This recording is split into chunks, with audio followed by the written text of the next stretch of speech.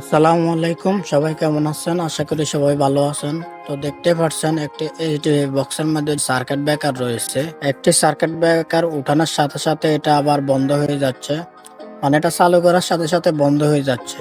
এখন এটা কি এই সার্কিট ব্রেকারের যে রুমে চলে সেই রুমে কি শর্ট আছে নাকি আমি এটা চেক করব, নাকি সার্কিট ব্রেকারটা নষ্ট হয়ে গিয়েছে সেটা চেক করার জন্য আমি এইচডিবি বক্সটি খুলে নিব। তো দেখতে পাচ্ছেন আমি এইচডিবি বক্সটি খুলে নিয়েছি। এখন আমি যে সার্কিট ব্রেকারটি অফ হয়ে যায় সেটার যে আউটপুট যে কেবলটি রয়েছে, আউটপুট কেবলটা আমি খুলে নিব। স্ক্রু থেকে আউটপুটের কেবলটা আমি খুলে নিব। তো আমি স্টার দিয়ে এখন আউটপুটটা খুলে নিব।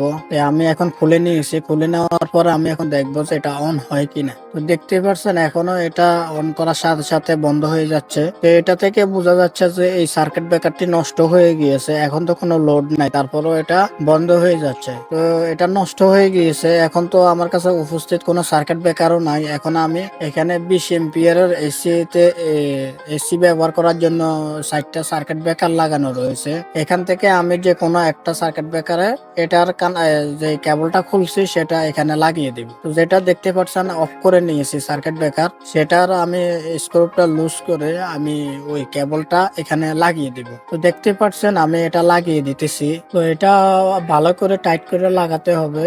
এখানে আবার লুজ কানেকশন হলে এখানে দুর্ঘটনা হতে পারে। তো আপনারা এগুলো করতে গেলে আপনারা এই নাটগুলো ভালো করে টাইট করে আটকিয়ে দিবেন। তো দেখতে পাচ্ছেন আমি স্টার দিয়ে ভালো করে আটকে দিয়েছি। এখন আমি সার্কিট ব্রেকারটা অন করার সাথে সাথে এটা অন হয়ে গিয়েছে, এটা কোনো বন্ধ হইতেছে না। তো এখন আমি যে এইচডিএফসি বক্সটি রয়েছে সেটা আমি ফিটিং করে নেব। তো দেখতে পাচ্ছেন আমি অলরেডি ফিটিং করে নিয়েছি। আরেক পাশে যে স্ক্রু রয়েছে এই স্ক্রুটা লাগালে আমার এটা ফিটিং করা হয়ে যাবে। তো আমি এর মাঝে আপনাদেরকে দেখাবো যে রুমের লাইনের সমস্যা ছিল ওই রুমে এখন লাইন চলে কিনা সেটাও দেখাবো। আমার এখানে তো সার্কিট ব্রেকারটা অন রয়েছে। তো দেখতে পাচ্ছেন যে আমি সুইচ দিয়েছি, সুইচ দেওয়ার সাথে সাথে আমার বাতিটি জ্বলে উঠছে, তার মানে আমার লাইনটা ওকে হয়েছে। তা আপনারাও চাইলে এইভাবে এইচডিবি বক্সে সার্কিট ব্রেকার নষ্ট হয়ে গেলে আপনারা এটা ঠিক করতে পারেন। তো আজকের ভিডিওটি দেখে যদি আপনাদের কাছে ভালো লাগে তাহলে অবশ্যই আপনারা চ্যানেলটিকে সাবস্ক্রাইব করে আমার সাথে থাকবেন। তো আজকের ভিডিও এই পর্যন্তই। সবাই ভালো থাকবেন, সুস্থ থাকবেন। আল্লাহ হাফেজ।